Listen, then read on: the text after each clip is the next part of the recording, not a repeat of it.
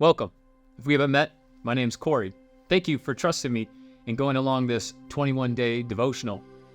Right now, you've gone through 4 days, and I hope that today was enlightening as we talked about your uniqueness. What I want to focus on is this idea of what God's face looks like when he thinks about you. There's this famous song, you've probably heard it. It's by Elevation Worship.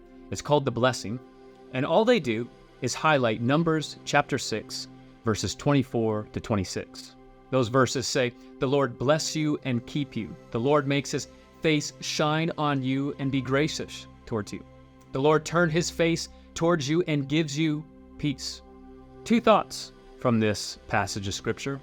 Did you know that to bless in the Hebrew means to bend low and make yourself available, even to the posture of a servant?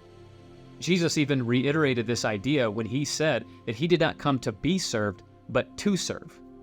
Isn't it a little provocative to think about this idea that the Creator bends low towards his creation?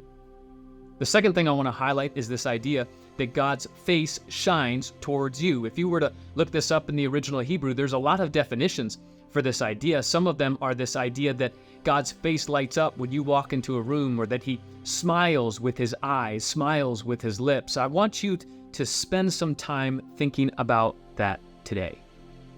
Did you know that the first paintings of Jesus didn't surface until the 15th to 17th century? Probably because they thought it was blasphemous to paint what Jesus looked like. But images or paintings of Jesus didn't surface until this time because of a letter written by Publius Lentulus in 1514, where he writes about the description of what he believed Jesus looked like. In that description, he says, quote unquote, "No man has ever seen him laugh," unquote. It's kind of a terrible description if you think about it. Actually, heartbreaking perspective. And over the next 250 years, paintings surfaced, and not one of those paintings has Jesus smiling because of the influence of that letter. I want you to think about this, dwell on it. In fact, I want you to take some time and close your eyes maybe and think about his facial expressions and features.